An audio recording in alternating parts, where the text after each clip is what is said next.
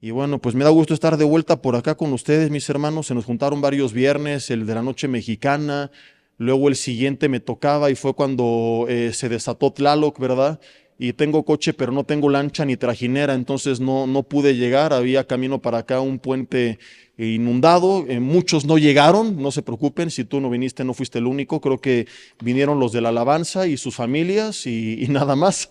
Y por ahí algunos cuantos. Y la semana pasada me tocó estar fuera compartiendo en Raleigh, donde fabrican sus cigarros. No se hagan, ya saben de lo que les hablo, ¿verdad? Y pues gracias a Dios aquí estamos de vuelta con bien, compartiendo.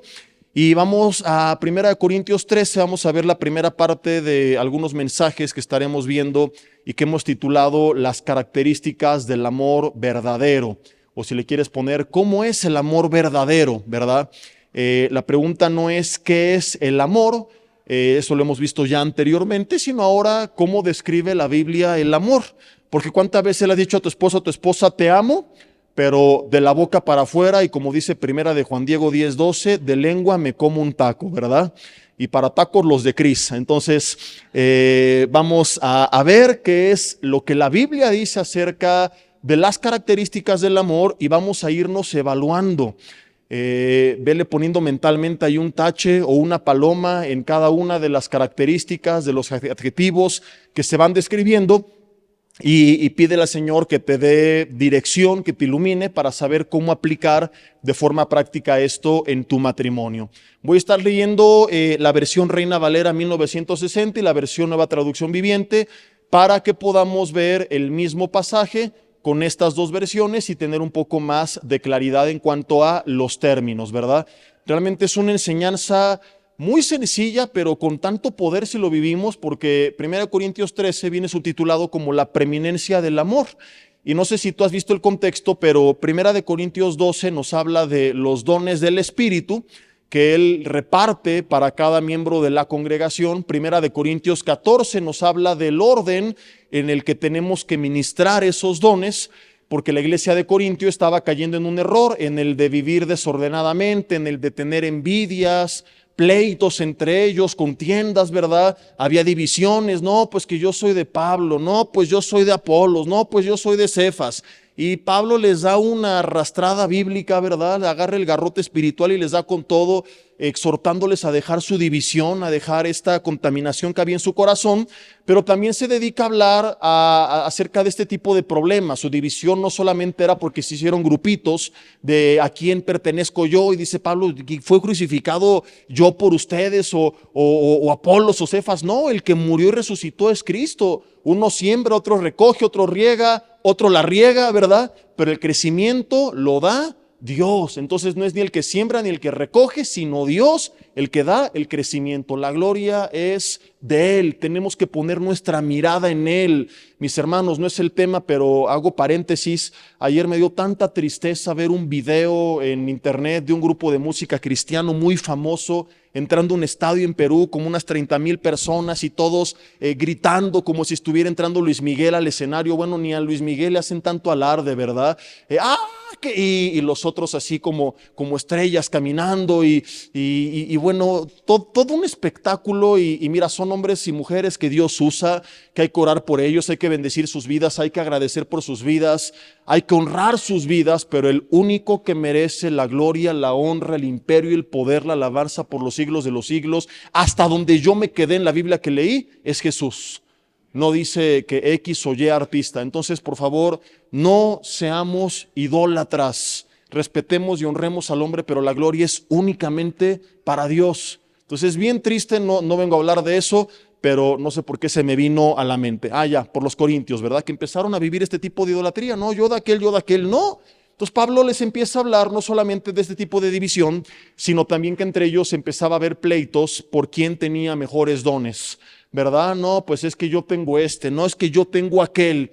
Y empezaron entonces a actuar con cierto desorden, justamente porque en esta lucha de competencias, no, pues yo hablo en lenguas, pues ahora yo interrumpo con milagros, y ahora yo interrumpo con profecía, y empezaron a hacer un desorden en el servicio. Por eso el capítulo 14, él habla del orden en el cual se tenían que ministrar los dones, y estaban ministrándolos desordenadamente, porque ya no lo hacían para bendecir a la iglesia, sino para demostrar quién era más espiritual. Por eso el 1 Corintios 12, versículo 7 dice, y a cada uno les da la manifestación del Espíritu para provecho. Lo que Dios te dio es para edificación de la iglesia, no es para presumir. Hoy buscamos el poder de Dios para tener más seguidores, para tener más fama, más poder, más invitaciones. No, tiene que ser para edificación. Lo que orábamos en el tiempo de la administración hace unos minutos, ¿verdad? Señor, quiero ver tu gloria y tu poder, pero no es para envanecernos, no es para que digan, uy, mira qué picudo está, qué unción, sino para que la gente conozca su poder.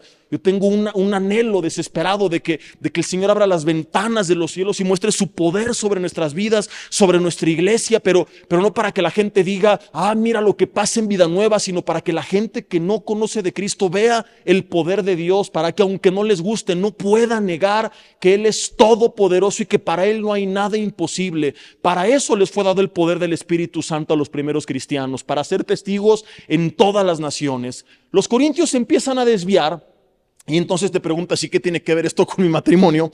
Bueno, es el contexto de la carta, ¿verdad? Porque a este punto voy y vamos de aquí a extraer algo bien importante. Pablo dice, miren hermanos, o sea, de nada sirve todos los dones que tienen si no tienen amor. Entonces aquí empieza el pasaje de la preeminencia del amor y todo este rollo de introducción, ¿qué tiene que ver contigo? Muchísimo. Que a lo mejor muchos matrimonios dicen, no, es que nosotros diezmamos y vamos los viernes y nos congregamos y servimos y tenemos un grupo en nuestra casa. Felicidades, pero si no hay amor, de nada sirve. Yo a mi esposa le doy para el gasto y tiene camioneta nueva y casa nueva y perro nuevo y felicidades, pero si no hay amor, de nada sirve. Que yo a mi marido lo recibo con sus chilaquiles todas las noches, ¿verdad? Felicidades, pero si no hay amor, todo lo que hacemos prácticamente se va a la basura. Tenemos que entender que lo más importante en nuestra vida es manifestar ese amor que ha sido derramado en nuestros corazones. ¿Y cómo lo vamos a manifestar si no entiendo cómo es el amor de Cristo? Primera de Corintios capítulo 13 versículo 1 dice, aunque yo hablar en lenguas humanas y angélicas y no tengo amor, vengo a ser como metal que resuena o címbalo que retiñe. Es decir, solamente estoy haciendo ruido, ¿verdad? Dice el versículo 2, y si tuviera profecía y entendiera todos los misterios y todo el conocimiento y tuviera, fíjate qué increíble esto, toda la fe de tal manera que trasladase los montes y no tengo amor, nada soy. O sea, no importa cuánto Dios te use, sin amor no eres nada. Ha habido un escándalo los últimos días, no voy a mencionar nombres porque si no estás enterado del chisme, pues para qué te contamino, ¿verdad? Pero hay un chismesote más grande que los de Pati Chapoy en el mundo cristiano, porque un pastor muy reconocido mundialmente por un grupo de cristianos de cierta denominación y aún por cristianos que no son de esa denominación, resulta que fue descubierto en pecado, en un pecado muy grave de inmoralidad, con una relación de noviazgo de 5 años con una jovencita de 20 y tantos, y te imaginarás, si no conoces la situación, que este hombre ha de tener 30, 40, 50, no, tiene 73. Entonces, como decíamos antes de conocer a Cristo, viejo rabo verde, ¿verdad? Entonces fue impactante porque es un hombre que predica la santidad y en contra del pecado y que fue director de un instituto teológico muy importante, muy reconocido, muy usado por Dios. Y a veces sucede eso, que empezamos a apoyarnos en lo que hacemos y nos olvidamos de ciertas bases, que empezamos a creer que como en una balanza en el reino de los cielos tengo mucho peso de buenas obras, pues puedo ser medio corrupto, medio hipócrita, en este caso medio inmoral, engañar a mi mujer y pararme con este cinismo cada domingo durante 5 años a predicar porque soy una persona muy reconocida. De nada te sirve, mi hermano, que tengas toda la fe, que traslade los montes al mar, que vayas a los hospitales, que ores por los enfermos, que sanen los enfermos, que le prediques a multitudes, que huyan los demonios, si no amas a tu mujer o a tu marido como Cristo te mandó a hacerlo. Si no hay amor en nuestras vidas, como que de qué porción de la Biblia saqué yo la idea que puedo vivir esta doble vida y ser grosero y áspero y duro y envidioso y jactancioso y todo aquello que no es parte del amor verdadero que vamos a ver. con mi esposo, con mi esposa, pero gloria a Dios, ¿cómo atiendo a los niños los domingos? Ah, Señor, pero bendíceme porque doy mucho dinero a mi iglesia, porque visito a los ancianos. No, dice Pablo, aunque hables lenguas humanas y angélicas y no tienes amor, lo que estoy haciendo con mi vida es ruido. Si tuviera la profecía y entiendo los misterios y tengo toda ciencia y tuviese la fe de tal manera que trasladase los montes al mar, pero no tengo amor, dice, nada soy. Y aunque repartiera todos mis bienes para dar de comer a los pobres y si entregara mi cuerpo para ser quemado, qué calidad de cristiano diríamos, pero no tengo amor, de nada me sirve. Leo los mismos versículos ahora en la versión Nueva Traducción Viviente. Si yo pudiera hablar todos los idiomas del mundo y el idioma de los ángeles, pero no amar a los demás, yo solo soy un metal ruidoso o un címbalo que resuena. ¿A cuánto les gusta la música clásica?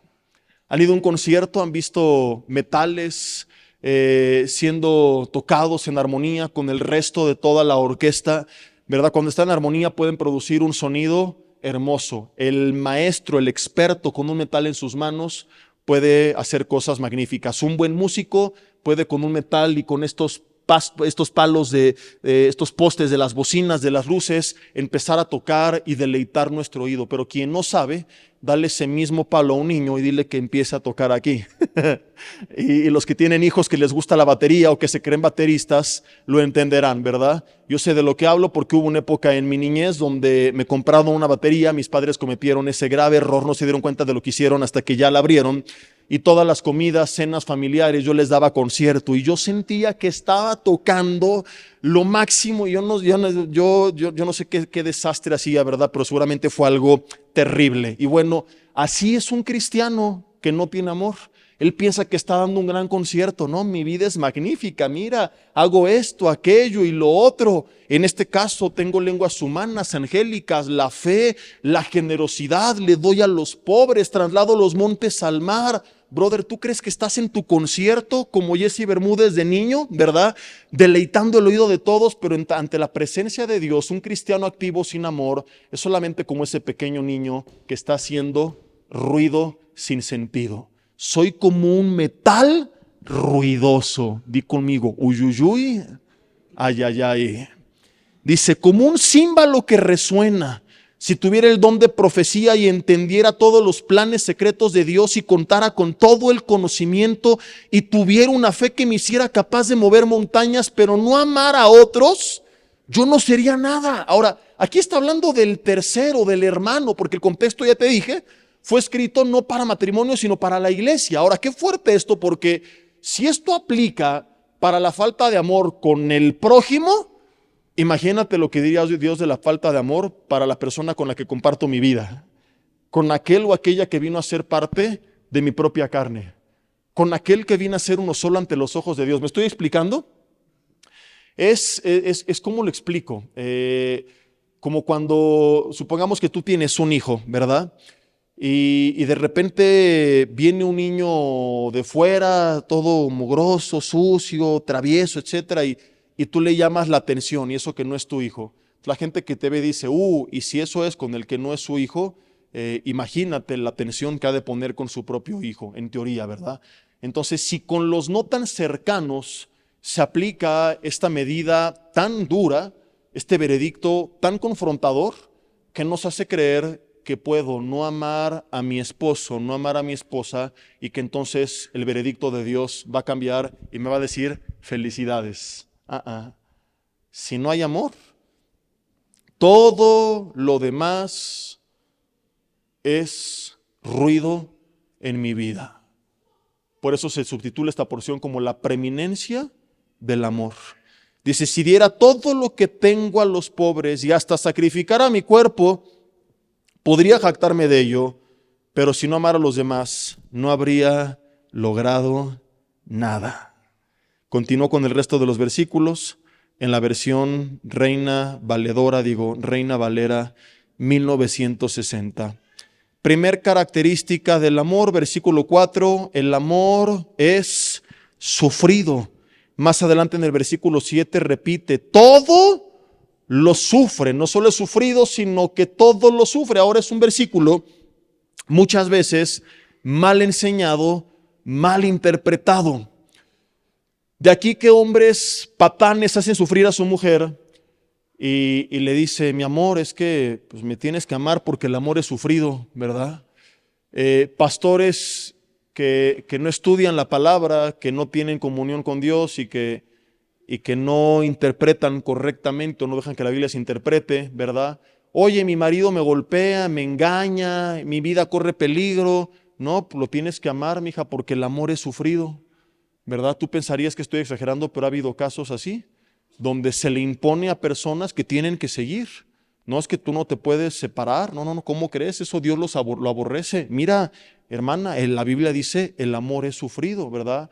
Y qué falta de profundidad en la palabra de Dios, porque por supuesto que la voluntad de Dios es que no hay una separación, pero por la dureza del corazón, dijo Jesús que en el Antiguo Testamento el Señor tuvo que permitir el divorcio, y en el Nuevo Testamento Jesús dice, si alguno se separa, está en pecado, salvo por esta excepción, cuando hay fornicación, del griego porneia, que significa una relación fuera del matrimonio. Pablo a los Corintios dice, si el incrédulo abandona o se separa, se parece, pues Dios no nos llamó a esclavitud. O sea, la otra parte te dijo, no quiero saber nada de ti, te abandonó, se fue, no vas a estarle llorando toda la vida, ¿verdad?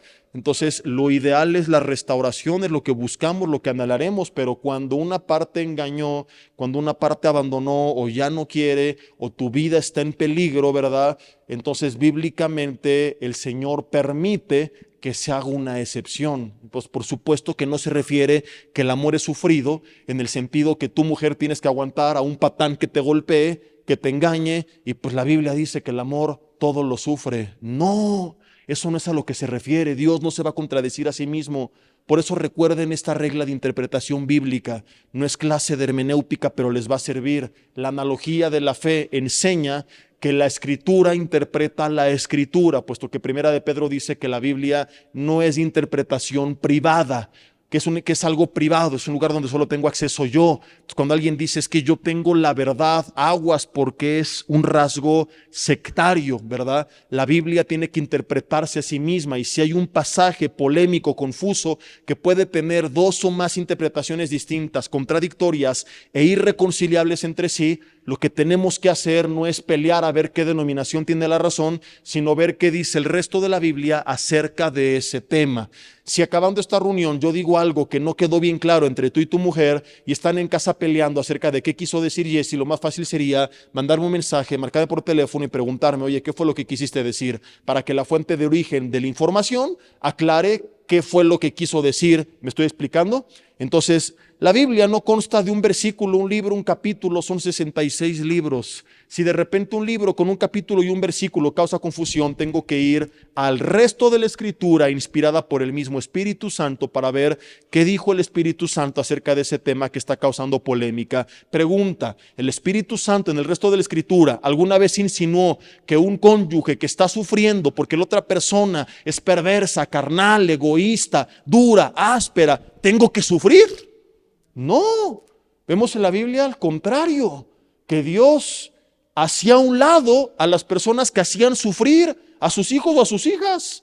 Ves desde el Antiguo Testamento que Abigail, que le salva el pellejo al necio de su marido duro de corazón, no se arrepintió y el Señor se lo llevó. Entonces, dile a tu cónyuge, aguas, más es seguir sufriendo porque a lo mejor te pintas, ¿verdad? El Señor te lleva. Te metes conmigo, te metes con mi papá. Y Dios como padre es excelente, pero no te lo recomiendo como suegro. Más te vale ser un buen yerno, más te vale ser una buena nuera, porque donde tú hagas sufrir a sus hijos o a sus hijas, no te la vas a acabar.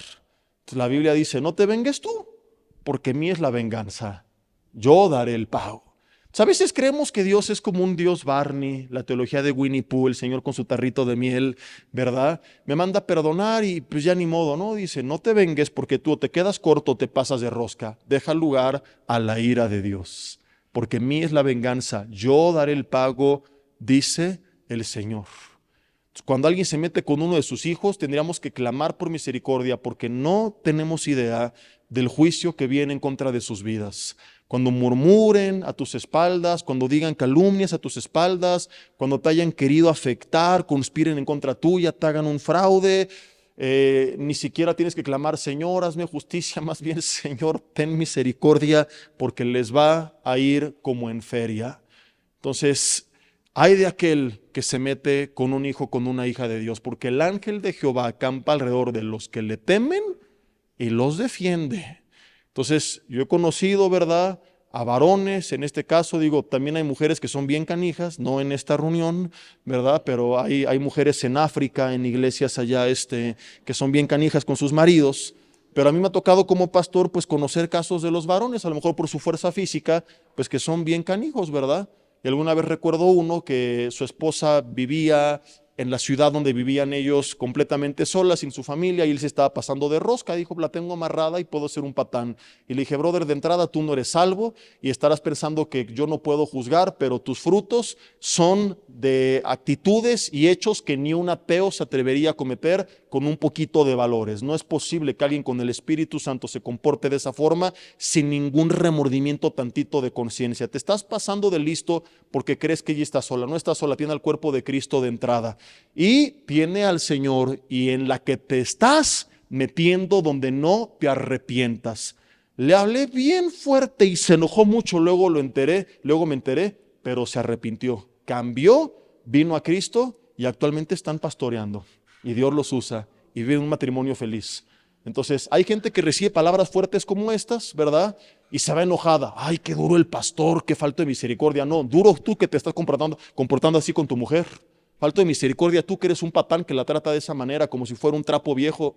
Entonces, alguien te tiene que decir las cosas como son, ¿verdad? O tú con tu marido, que no lo valoras, que no lo reconoces, que no lo respetas. Entonces, más bien por amor hablamos así. Y hay gente humilde como este hombre que, aunque no le gustó y se enojó, pero dijo, sí es cierto, soy un patán pelafustán, voy camino al infierno, necesito de Cristo. Se arrepintió y Dios transformó su vida. Gloria a Dios por esto. Entonces vemos en la Biblia, ¿verdad?, que esta no puede ser interpretación. De hecho, se nos manda explícitamente a los varones tratar a nuestra mujer, ¿cómo dice Pedro?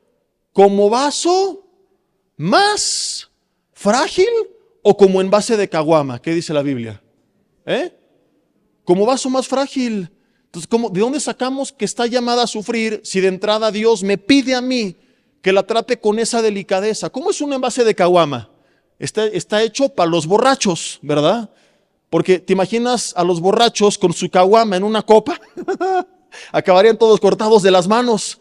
Los borrachos, compadre, que no sé qué, que salud, y la gira y la tira, y no le pasa nada. Pero el vaso más frágil, esas copas de cristal, ¿cuántos tienen en su casa copas frágiles, finas, delicadas? Levanten la mano. A ver, todos los borrachos no se hagan que tienen... No se crean, yo igual tengo copas en la casa. Y hace poco rompí una.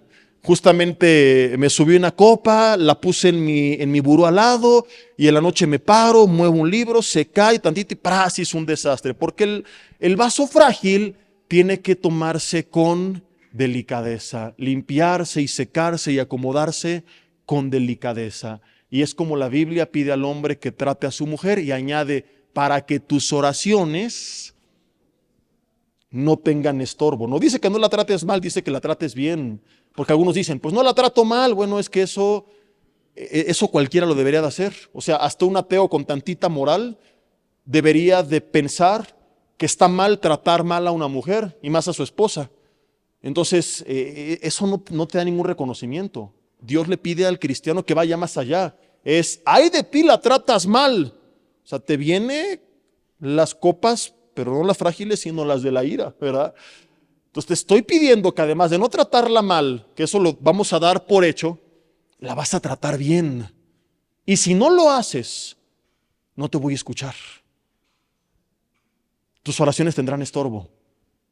Y he tratado en consejerías casos de hombres estancados en su vida personal, estancados en sus negocios, estancados en su trabajo, por lo patanes que son con su mujer. Porque no la tratan como ese vaso más frágil. Como de dónde sacamos que a la luz de todas estas verdades que encontramos desde el Antiguo Testamento hasta el Nuevo Testamento, en pasajes implícitos y en pasajes explícitos, de repente el Señor va a romper todo lo que ha dicho, se va a salir de la línea y le va a decir al hombre o a la mujer, pues tienes que sufrir, aguántate. ¿De dónde? No se refiere a eso.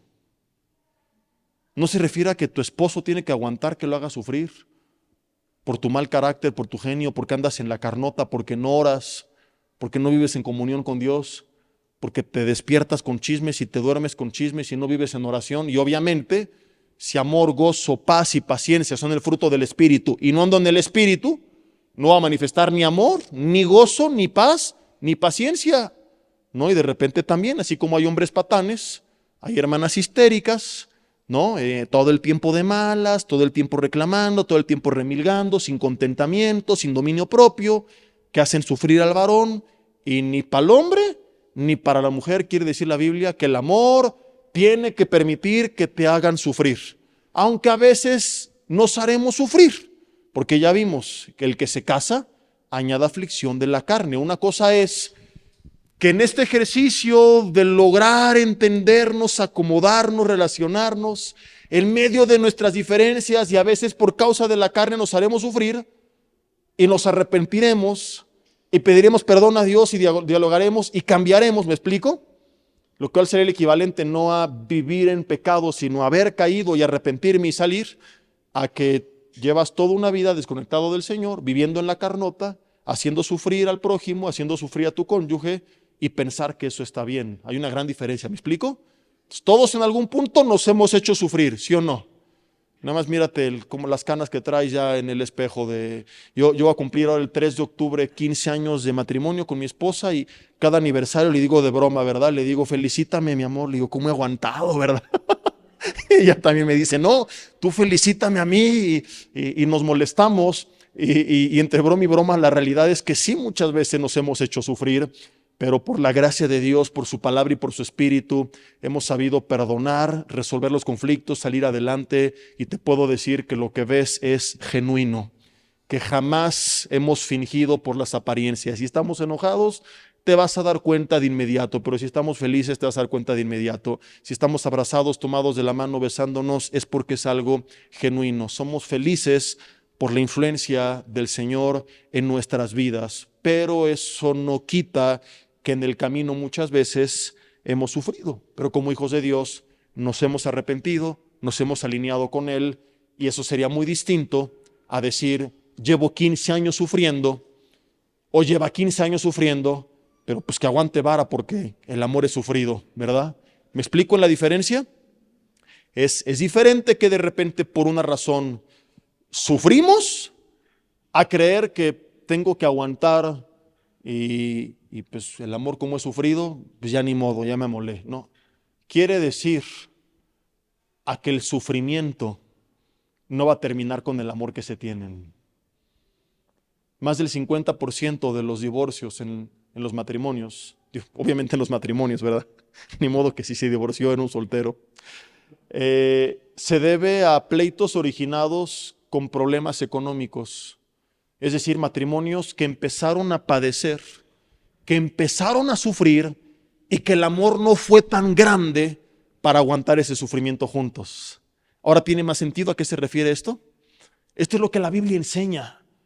No a que tengo que aguantar a un patán o una histérica en la carne, sino a que juntos nos amamos tanto y estamos tan tomados de la mano de Dios que no importa si viene en contra de nosotros un viento, una lluvia, un río, como Jesús dijo en Mateo 7:21, va a golpear, perdón, es del 23 en adelante, está en Mateo 7, ahí léelo todo y por ahí lo vas a encontrar, empieza desde el 21, y va a golpear mi casa y va a zarandearla, pero va a permanecer firme porque está sobre la roca. A eso se refiere. Nuestra casa podrá sufrir los golpes del viento, de la lluvia, del río, pero no nos va a derribar. El matrimonio cristiano fundado en el amor de Cristo, no importa lo que sufra, seguirán juntos. Y puede venir una crisis y seguiremos juntos. Y puede venir una enfermedad y seguiremos juntos. Y puede venir una tragedia y seguiremos juntos. Hay matrimonios que no supieron afrontar una tragedia. Hay matrimonios que cuando los hijos se van de la casa se sienten tan solos y sufren tanto que se divorcian, que ya no saben cómo vivir juntos. Hay dos estadísticas del punto de quiebre principal en los matrimonios. La primera por ahí de los 3, 4 años, la segunda por ahí de los 20 años. ¿Qué sucede en la segunda? Los hijos ya se fueron, aquellos que ya vivían separados y siguieron por las apariencias terminan. Pero en muchos casos es también matrimonios que su vida giraba en torno a los hijos, se van los hijos, ya no saben vivir juntos, ay cuánto lo extraño, ¿verdad? Caen en depresión y se terminan divorciando. Tenemos que aprender que el amor es sufrido, que va a aguantar, que no nos va a destruir, que nos va a unir. Que el matrimonio cristiano, cuando hay sufrimiento, lo tiene que llevar juntos a buscar de Dios, juntos a clamar a Dios, juntos a creerle a Dios. Y en muchos casos nos comportamos como si de ateos se tratara. Viene el sufrimiento y nos separamos más y nos alejamos de Dios. Viene el sufrimiento y es cuando tenemos que decir, tengo que buscar de Dios. Yo conozco matrimonios que, oye, ¿por qué ya no se congregan? No, pues están pasando una crisis. En la pandemia se enojaron con Dios, lo corrieron del trabajo, el Señor no sanó un hijo que estaba enfermo, un hijo se les fue de la casa y están sufriendo tanto que se alejaron de Dios y rompieron su relación entre sí. Es cuando más que nunca deberían de unirse y decir, mi amor, estamos en guerra, Satanás quiere guerra, vamos a dársela. Vamos a unirnos, a clamar a Dios, a buscar a Dios, a leer la palabra de Dios. Nuestra casa no va a ser destruida, será llamada casa de oración. Ahora abramos un estudio bíblico aquí. Ahora enseñemos la palabra en este lugar. Ahora integrémonos juntos un ministerio, que aprendamos a caminar por encima del dolor. Eso es lo que hace el amor de Cristo. Cuando un matrimonio no sabe enfrentar el sufrimiento es porque no está fundado en el amor de Cristo, sino en la carne. Porque es un matrimonio que no está cimentado en la presencia de Dios, en las fuerzas de Dios, en el poder del Espíritu Santo, sino en sus propias fuerzas. Un ejemplo de los dos tipos de personas que hay en un matrimonio que sufre, nos los da claramente el libro de Job. El hombre se ve afectado en su salud, pierde a sus hijos, pierde todo su dinero. La mujer también fue afectada, porque a veces se habla de lo que él sufrió, pero ella también perdió a sus hijos. Y el dinero de Job, pues era el dinero de ella. Entonces de repente, un lunes por la mañana resulta que ya no se puede ir al spa, que ya no tiene camioneta con chofer, que ya no puede ir al City Market, ¿verdad? Que ahora se tiene que ir al Vil Mercado, ¿no? Que ahora las cosas han cambiado y Job ya no la puede llevar a comprar sus vestidos ostentosos y su estilo de vida económicamente cambia de la noche a la mañana. Es un claro ejemplo de un matrimonio que sufre. Exactamente lo mismo, Job con un extra. Su salud se vio afectada, pero ella también sufrió. ¿Y qué hace Job? Transitó bien por el sufrimiento.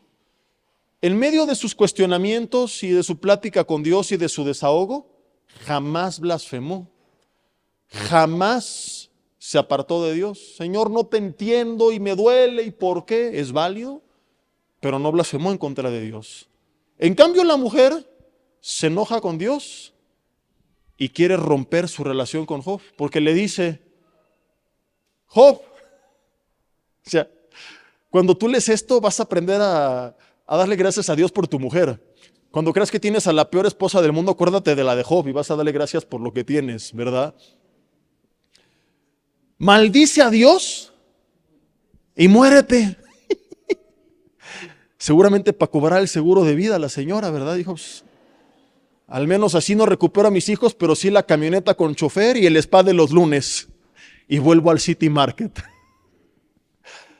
Y Job le dice, Jehová dio, Jehová quitó, es el nombre del Señor bendito.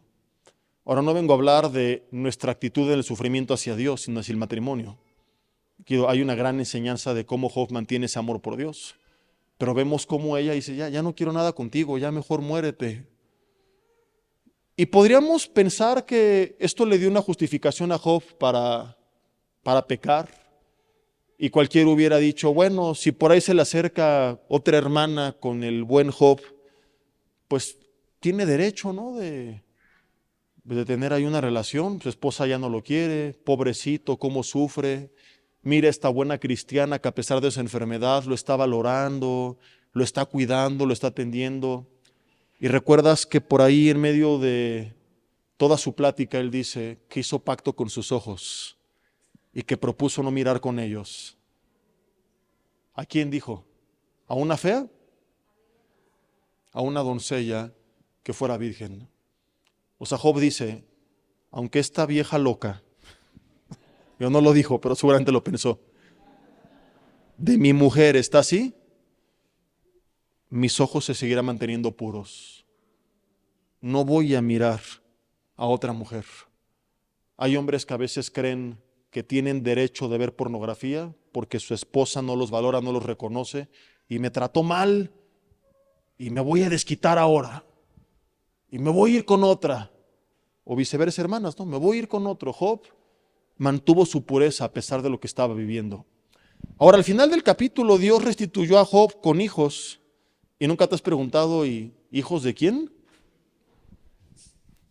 Nunca dice que se casó con alguien más. Dentro de las bendiciones de la restitución, la Biblia dice que le restituyó su salud, que le restituyó sus bienes, que le dio más hijos, pero nunca dice que le dio otra esposa. ¿O en qué parte de la historia de Job dice, y el Señor se llevó a la vieja loca y le trajo otra doncella? Entonces, ¿con quién fue que tuvo esos hijos? ¿Con la vieja loca? Yo lo digo de broma, ¿eh? Entonces, hay una enseñanza implícita que no se revela, pero Dios restauró su matrimonio. Porque no fue uno, sino fueron varios. Hubo intimidad otra vez entre ellos. A diferencia de cuando Mical menospreció a David y que nunca tuvo hijos, y muchos dicen, porque la hizo estéril Dios. No, la Biblia nunca dice que la hizo estéril. Lo más probable es que David nunca más volvió a estar con ella. Pero vemos a Job, que a diferencia de este caso, restaura su relación con su mujer al grado que juntos volvieron a tener hijos. Un hombre que supo amar a pesar del sufrimiento que estaba viviendo. Entonces, esto nos muestra que es muy probable que en medio del sufrimiento una de las dos partes sea más madura que la otra, sea más espiritual que la otra. Y si quieres que la relación se conserve cuando Dios traiga restauración, la parte madura tendrá que tomar el timón y ubicar a la otra parte. Ahora, en teoría, algunos dirán, oye, no, la autoridad que es el hombre tiene que tomar el timón, debería de ser. Pero si tu hombre, mi hermana, en medio del sufrimiento, se le botó una canica y está pensando tonterías, y tú eres la que está madura en Cristo, a ti te corresponderá, como Job lo hizo con su mujer, orientarlo y decirle, no, vamos a seguir adelante, vamos a confiar en Dios, vamos a buscar a Dios. ¿Qué es esa locura que estás pensando? ¿Qué es esa tontería que vino a tu mente? No, esto es del diablo. Vamos a orar, vamos a clamar, vamos a esperar, todo va a estar bien. Alguno de los dos tiene que ser lo suficientemente maduro o madura para aprender a aguantar el sufrimiento y no permitir que el sufrimiento termine con el amor que se tienen. Yo recuerdo cuando vivimos en Mérida hace muchos años. Bueno, no fueron tantos, yo viví en Mérida de los 15 a los 18, o sea, eso no fue hace más de 10 años aproximadamente. Reprobé matemáticas. Que vivimos una crisis como familia y sufrimos como familia. Y luego vino literalmente un huracán, como ahorita con nuestros hermanos de Acapulco, que tenemos que tener permanentemente en nuestras oraciones. Y mi mamá era la más madura espiritualmente y mi papá tuvo la idea de, ¿sabes qué? Tú te vas a México con tu familia y con Veral, yo me voy a Cancún con mi hermana y con Jesse y con Gino, y tú allá trabajas y yo aquí trabajo, en lo que nos reinventamos y luego a ver qué pasa, ¿verdad? Entonces no estaba sabiendo lidiar él con el sufrimiento, con la adversidad, con la crisis, y se le ocurrió esta idea pensando que era la solución, sin pensar que eso implicaba separar a la familia y que esto no era la voluntad de Dios de forma permanente. Una cosa es que alguien se adelante como los dos espías a ver la tierra, no, y voy de avanzada, un tiempo breve, pero vivir de forma permanente así no es la voluntad de Dios en ningún escenario, bajo ninguna circunstancia. Entonces mi mamá en su momento orando le dijo, no, esto que estás proponiendo está mal, y empezó ella a emprender algunos pequeños negocios de forma local, a echarle ganas, a que nos uniéramos como familia, y salimos adelante, gracias a Dios, a través de eso. Es una larga historia, no cuento ya los detalles, ¿verdad? Pero pudimos sobrellevar la situación porque ella supo mantener el amor y la unidad a pesar del sufrimiento. Entonces, a lo que me refiero, que siempre cuando hay sufrimiento, cuando hay dolor, alguna de las partes se deja llevar por las emociones y piensa en tonterías, ¿no? Y tenemos que aprender a identificar cuando el diablo se está metiendo con su cucharota y que alguna de las dos partes diga, esto no es correcto, y aprender que el verdadero amor es sufrido. Todo lo sufre y sigue adelante.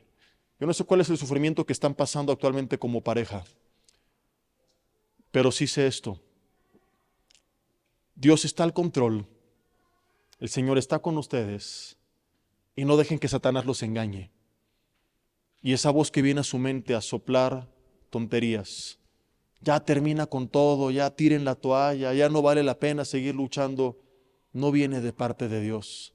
No dejen que eso los divida, permitan que eso los una más que nunca, juntos a buscar al Señor.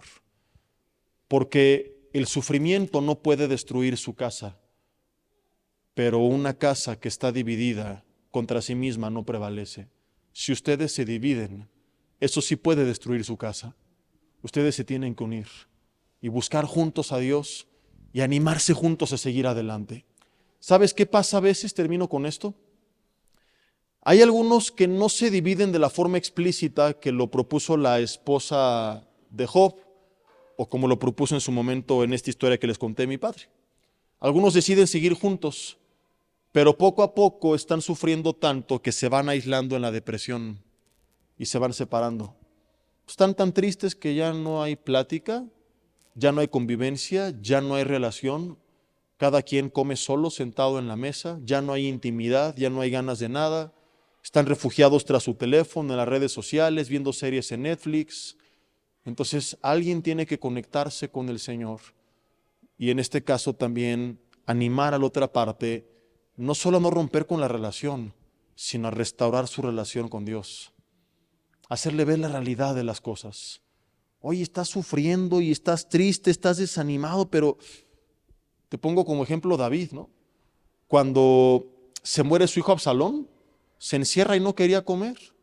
Estaba triste y deprimido, y llega su sobrino, que era también su general, no recuerdo si fue Abisai o fue Joab, pero le dice a David, oye, todos estos hombres han dado su vida por ti y no es justo que tú les pagues de esta manera. O sea, te tienes que levantar por ellos. Entonces le hizo ver que estaba siendo egoísta, y no es un caso aislado. Yo compartía con los maestros en el colegio de Josué. Estaba triste porque Moisés se murió y Dios se le presenta y le dice, mi siervo Moisés ha muerto, pero levántate. No, estoy triste, no quiero entrar a Canaán. No, es que no se trata de ti, se trata de que tú vas a introducir este pueblo a la tierra.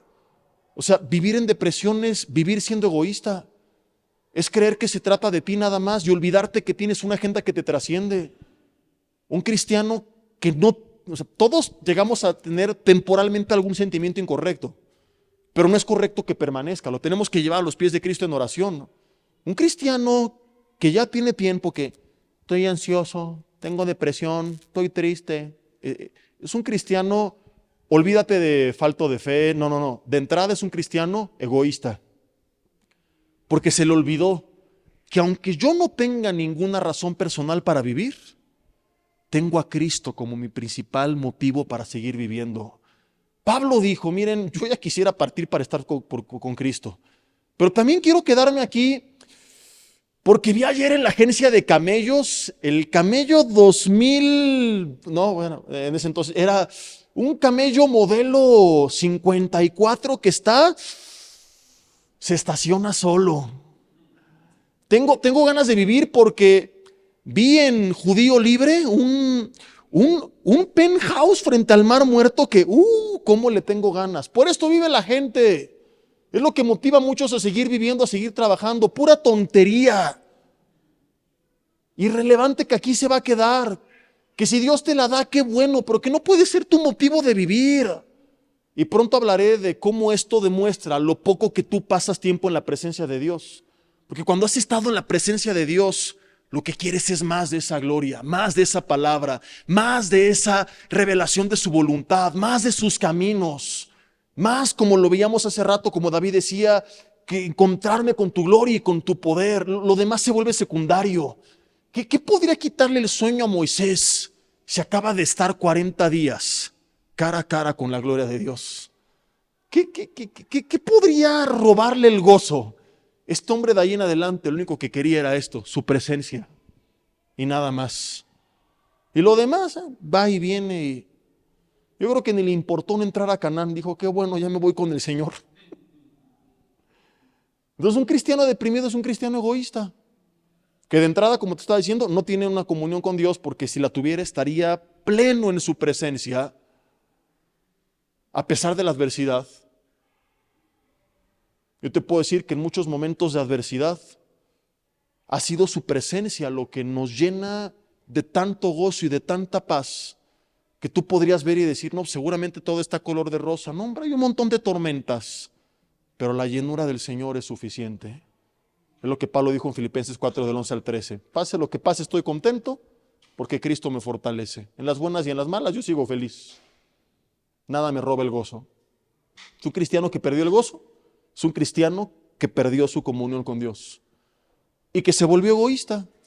Porque Pablo decía, retomándolo, pero si me quedo, es por causa de ustedes.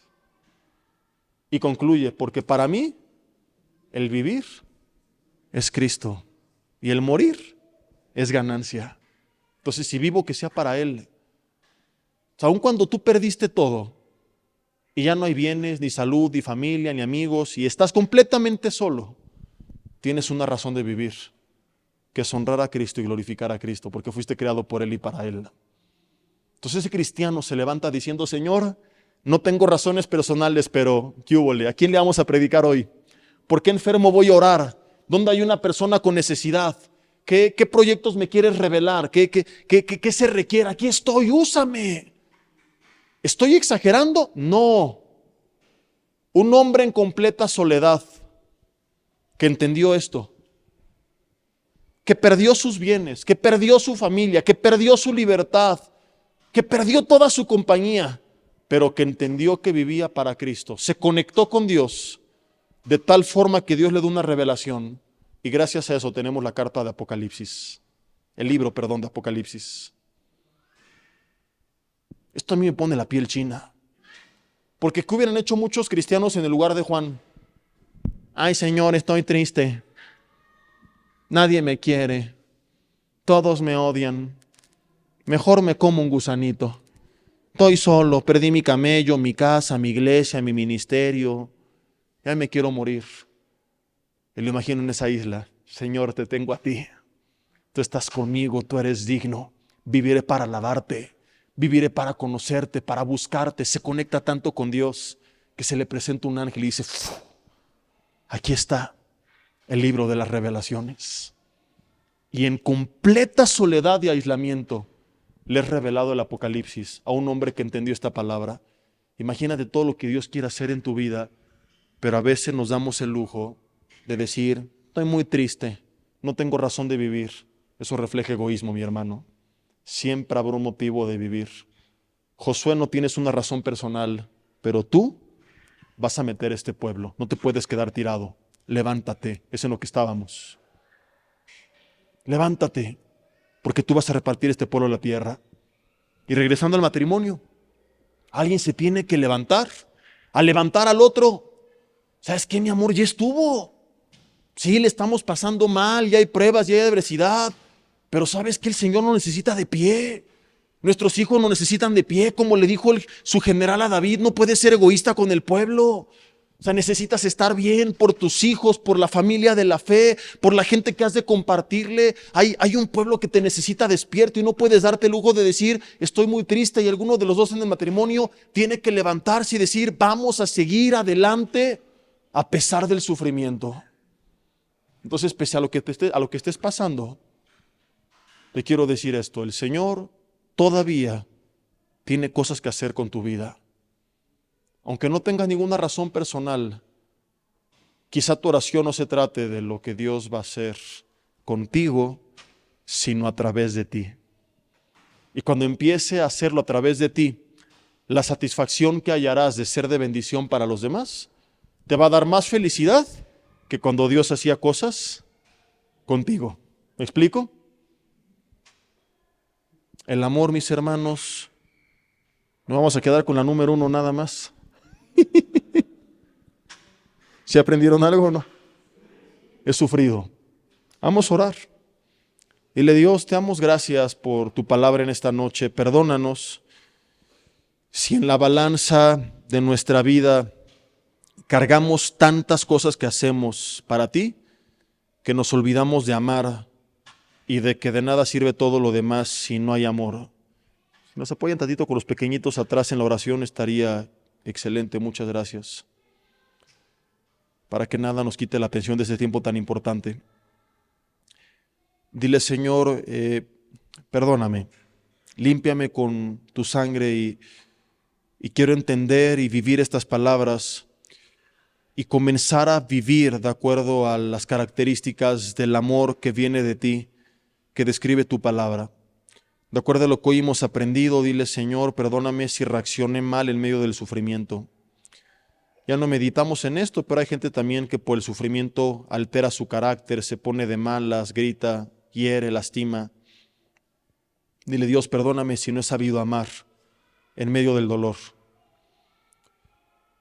No serviría de nada decir, voy a amar a pesar del sufrimiento, si no entiendo lo que vimos al final de este mensaje. Solamente hallaré plenitud de gozo y paz en un encuentro cara a cara contigo. Así que mi oración no es amaré a pesar del sufrimiento, sino te buscaré a pesar del sufrimiento. Nada me va a arrebatar de tu presencia y entonces seré tan lleno de ti que podré amar a pesar del sufrimiento. Porque el amor, según Gálatas 5:22, es fruto del Espíritu. Yo no puedo amar correctamente si no estoy conectado contigo. Yo no puedo amar correctamente si no es producido por tu Espíritu Santo. Hoy reconozco que lo que me ha faltado es eso, Señor. Tener ese encuentro cara a cara contigo como Moisés, para salir de tu presencia y entonces ver el mundo con otros ojos. Al no encontrarme contigo, Señor, le he dado demasiado peso a aquello que es tan irrelevante y temporal, vano e ilusorio. Las cosas de este mundo, Señor, que si las das, qué bueno, pero si no, también. Dios, despiértanos para encontrarnos contigo de una forma tan intensa, que eso sea lo que nos llene y lo que más anhelemos. Que entonces podamos cada día, Señor, buscar como David buscaba ese tiempo contigo. Él preguntaba, ¿cuándo vendré delante de ti? ¿Cuándo me presentaré delante de ti? Que nuestra pregunta deje de ser ¿y cuándo tendré ese coche? ¿Y cuándo voy a tener esa nueva bolsa? ¿Y cuándo voy a tener ese teléfono? Sino que nos llenes tanto tú, Señor, que ya no hallemos sentido de satisfacción en lo demás como lo encontramos en ti. Y entonces podremos, como Pablo, decir, si vino lo demás, qué bueno, estoy feliz, y si se fue, también qué bueno, estoy feliz, porque ahora que Cristo que me fortalece, todo lo puedo, estoy pleno en Él. Dios, yo oro para que cada matrimonio en este lugar pueda hallar su plenitud en tu lugar, en tu presencia, que tú te reveles a sus vidas de una forma tan especial y que el gozo y la paz que experimenten en su intimidad contigo sea tanta, Señor, que todo aquello que les robaba la paz y el gozo pase a segundo término y podamos reírnos de las tonterías que antes nos afligían y poder sonreír y decir, ¿qué importa si todo esto no está cuando tengo la presencia de mi Señor? Que entonces podamos como matrimonio, Señor, aprender juntos a mantener ese amor a pesar del sufrimiento. Perdónanos, Señor, si no hemos sabido transitar en medio del dolor, si hemos permitido que el sufrimiento nos separe, nos divida, que traiga pensamientos tontos que no vienen de ti. Hoy reprendemos todo pensamiento que no viene de ti, lo echamos fuera de nuestra mente en el nombre de Jesús. Le ordenamos a toda voz del enemigo que enmudezca y que su influencia cese, y que ahora sea tu palabra, Señor, la que llene nuestras mentes, tu dirección la que gobierne nuestras vidas, y que podamos tener decisiones sabias, y que seamos un Job y no la esposa de Job. Señor, yo oro que tú traigas restauración a los matrimonios que se han separado por el sufrimiento, que tú les llenes y que se unan para buscarte uniendo fuerzas, Señor, y que tú te reveles a sus vidas, Padre, y sean levantados y unidos con un amor mucho más puro y mucho más perfecto. Que así sea hecho, te lo pedimos en el nombre de Jesús. Amén y amén. Hola, ¿qué tal? Me da mucho gusto saludarles y quisiera simplemente comunicarles que gracias a todos ustedes a través de todas las naciones del mundo que aman la palabra de Dios y que realmente están interesados en que nosotros como organización Vida Nueva para el Mundo y Armando Alducin Ministries continuemos predicando el Evangelio de la Gracia de Jesucristo y que podamos nosotros continuar haciéndolo gracias a sus donaciones. Este año cumplimos 46 años de ministerio, 46 años donde hemos predicado, hemos enseñado, hemos tenido seminarios y de diferentes formas de estudios bíblicos alrededor del mundo y hemos pensado y considerado de una forma fiel el Evangelio de la sana doctrina de Jesucristo. Nosotros, con todas estas donaciones, tenemos que sostener pastores, misioneros, obras, equipos de televisión y aún continuamos buscando la manera de poder elevar este ministerio. Hasta este momento quiero que ustedes estén enterados que no tenemos una sola propiedad como organización y así hemos trabajado durante 46 años porque le damos la importancia a la evangelización, a las misiones y también a los hombres de Dios para levantar más pastores. Le damos las gracias y que pueda Dios con su gracia tocar sus corazones y que puedan ustedes invertir en un terreno donde es fructífero, porque creemos que ha producido bastante buen fruto para la gloria de Dios. Gracias, muchas gracias por sus aportaciones y por las donaciones que sabemos ustedes continuarán haciendo para que podamos continuar siendo fieles en la predicación del Evangelio de la gracia de Dios. Que Dios les bendiga.